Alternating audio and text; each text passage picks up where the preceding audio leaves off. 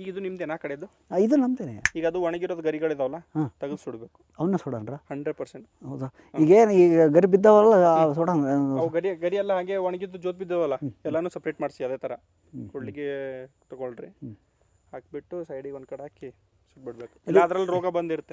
ಈ ಬಿದ್ದಿರೋ ಗರಿ ಅವನ್ನ ಸುಟ್ಬಿಡೋದಂತ್ರ? ಎಸ್, ಅದು ನೀವು ಮಣ್ಣಲ್ಲಿ ಬಿದ್ದು ಗೊಬ್ಬರ ಆಗುತ್ತೆ ಅಂತ ಅನ್ಬೋದು. ಅಲ್ಲ, ಗೊಬ್ಬರ ಆಗುತ್ತೆ, ಬಟ್ ರೋಗ ಐತೆ, ರೋಗ ಸ್ಪ್ರೆಡ್ ಆಗುತ್ತೆ.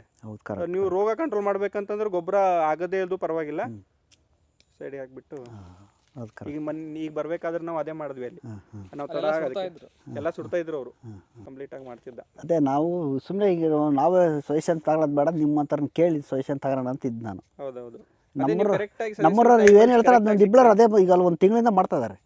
ಆದ ಸುಡ್ತಾ ಇದಾರಲ್ಲ, ಒಬ್ರು ಬೇಡ ಅಂತಾರೆ, ಒಬ್ರು ಸುಡ್ತಾ ಇದಾರೆ. ಅದಕ್ಕೆ ಕೇಳಿ ಸುಡೋಣ. ಇಲ್ಲ, ಅದು ಅದೇ ಹೇಳಿದೆ ನಿಮ್ಗೆ, ಒಂದು ಲಾಭನೂ ಇದೆ, ಒಂದು ಹಾನಿನೂ ಇದೆ.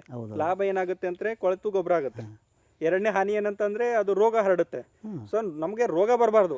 ರೋಗ ನಾವು ಬೇರೆ ಏನೋ ಗೊಬ್ಬರ ಕೊಟ್ಟು ಪೋಷಕಾಂಶ ಕೊಟ್ಟು ಕವರ್ ಮಾಡ್ಬೋದು. ಅಲ್ಲ, ರೋಗ ಬಂದ್ರೆ ಗಿಡನೇ ಹಾಳಾಗಿ ಹೋಗುತ್ತಲ್ಲ. ಅದೇ ಹೇಳ್ತಾ ಇರೋದು.